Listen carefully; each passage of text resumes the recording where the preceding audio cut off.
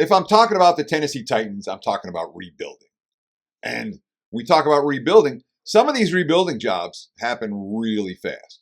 Look at the D'Amico Ryans and the Houston Texans last year, where he walked into a rebuild situation with a rookie quarterback and ended up winning the division. And look where they are this year. Houston among the real contenders in the AFC.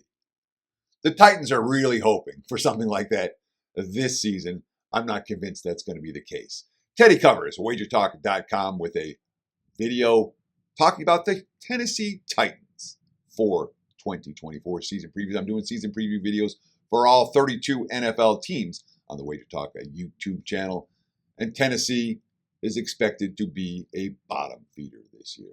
I think the Broncos are supposed to be worse. The Giants are supposed to be worse. The Panthers are supposed to be worse. But Tennessee ranked amongst that level of teams. And of course, it's a first-year, first-time head coach in Brian Callahan. It's a first-year, first-time offense coordinator in Nick Holtz. It's a first-year, first-time defense coordinator in Denard Wilson. So this is a relatively immature coaching staff. That said, Brian Callahan, the head coach, brought in his dad, Bill, to coach the offensive line. And you say, who's the best OL coach in the NFL? Bill Callahan might be that guy. We expect at least some improvement from Tennessee. And in terms of the offensive line, this year was an absolute disaster last year. But it's certainly a situation where we're talking a major rebuild. All right, they brought in 7 free agent veterans. They're hoping they're all going to be starters. So it's not a team with lots of holes to fill. Talk about Will Levis. He's not a rookie, but last year, what did he throw? 255 pass attempts, 8 touchdowns, 1,800 yards. He certainly has weapons to throw to this year. Look at this. Calvin Ridley, DeAndre Hopkins. I mean, Tyler Boyd. That's a pretty good trio, all right? You know, Tajee Spears, Troy Pollard running the football. You don't need Derrick Henry anymore. They have weapons. They have a young quarterback with a big arm. Now, Levis, again, was a guy who was the project. Not anyone that we expected to walk into the NFL and be as successful as, I'm using Houston as an example, C.J. Stroud was last year. But he's not a rookie anymore. And he has real weapons on the outside. The question for the Tennessee Titans, this offensive line has been the worst in the NFL the last 2 years. I mean, it really has. Does Callahan matter? It's a rebuilt offensive line again this year. They brought in the free agent center, Lloyd Cushenberry, the left tackle with the number 1 pick, J.C. Latham out of Alabama. The last year's number 1 pick, the left guard, Pete Skowronski, he was hurt all year. So, in theory, this offensive line, A, has some talent, and B, should be way better. And if the offensive line's way better, guess what? The whole team's better. And the quarterback, the young quarterback's better. But for me, the handicap of the Tennessee Titans starts right there up front. If that offensive line lives up to the expectations they have for it, they're going to overachieve. If it doesn't, well, again, we're talking about a team that went 11-11 in 12 games, 2019, 2020, 2021. The last 2 years, 7-6 wins. So they've certainly trended in the wrong direction. And the offensive line this year has a big, in my mind, a huge impact on what Levis is going to look like at the QB position. If he has time, it might be pretty good, given that receiving core. If he doesn't have time and doesn't have a running game, it'll be another ugly season in Nashville. Let me talk about the defense in just a minute. First, I do want to let you guys know what's going on, wagertalk.com. The reason these are coming out in July, early July, the first, second week of July as we record, because I've already done my NFL work. My NFL season 1 report is out right now. I put it out early because the markets move. That report has been pretty successful over the years. I started doing it in 2001, all documented. 100 wins, 50 losses, 3 pushes. That's 67% over a, 23-year sample size. I'm proud of that report, and I work hard on it all through June. I'm sitting here grinding away at the NFL. That's where these videos come from. All right, all the work that I've done. And Tennessee's not on my report, at least not part 1. Part 2 of the report will come out after week 2 or week 3 of the preseason. We like to take advantage of some of the market moves and stuff that we see in August. But when it comes to this time of the year, the early NFL content, we put it out because we're getting best of the number, And stuff doesn't change in the NFL the way it does in college football. What you see in mini camps after the draft, after free agency, is what we're going to see on the field in August. So that's why we record these videos early. I'm doing one for all 32 teams. And of course, we talk about the season win report and the success that it's had. It's available right now on my page, wt.buzz/TC, or visit the website, wagertalk.com.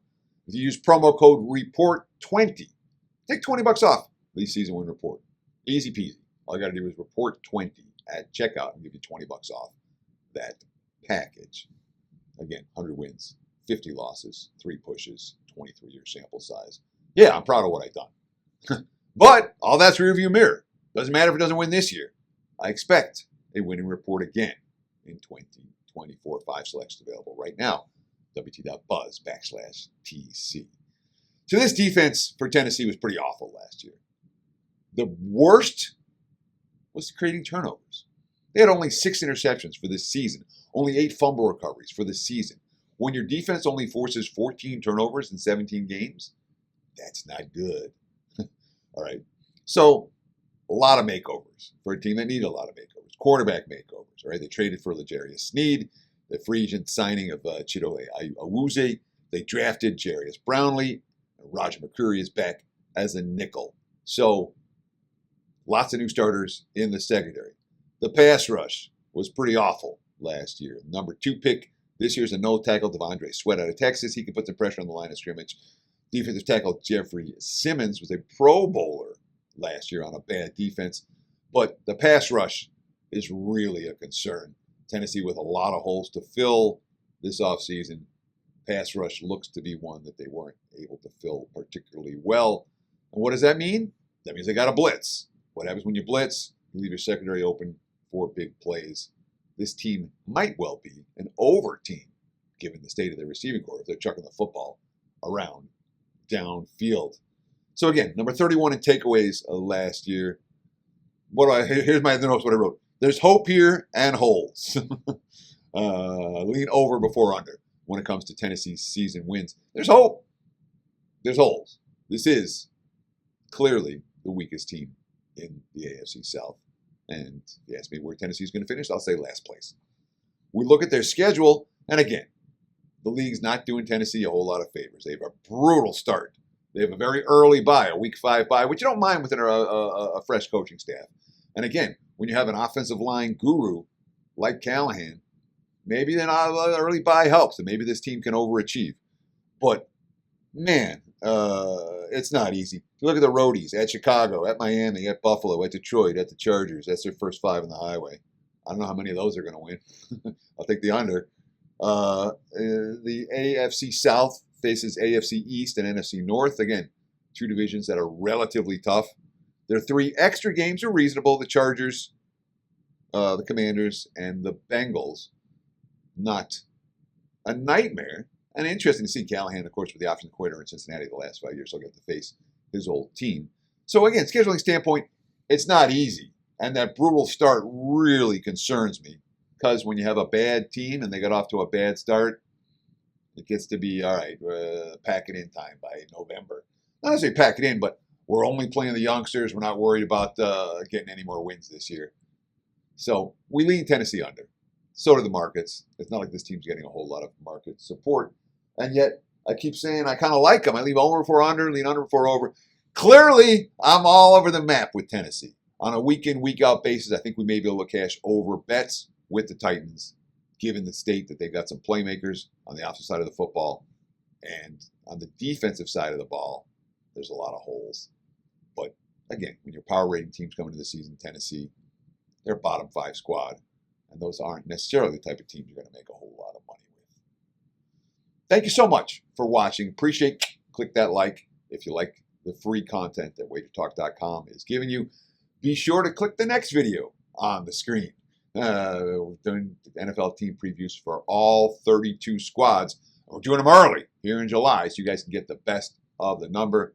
So appreciate the likes, appreciate the follows, and appreciate all the comments below. Thanks for watching Wager Talk TV, and stay tuned for another NFL preview video coming up right next. Cheers.